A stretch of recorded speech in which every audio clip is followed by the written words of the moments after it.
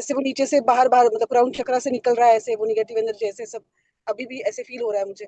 अभी अटका है, पर एक्चुअली मैं कार ड्राइव कर रही थी, पर बीच में ये सेशन किया है। तो प्लीज रुमिता जी अच्छा। मुझे रिकॉर्डिंग प्लीज सेंड करा दीजिए ना। तो हाँ हाँ, मैं मैं करूंगी, इसके लिए मैंने रिकॉर्डिंग लिया है ताकि हम हाँ लोग मैंने कर देखा सकें। वो, क्योंकि तभी भी आपका जब चालू था तो मैं मंदिर में थी, हमारे बच्चों का प्रोग्राम है संडे को, तो प्रैक्टिस चालू था। तो बस वहां से निकले, अभी घर ही पहुंच रही हूँ। इस बीच में ये कार में ही हो गया।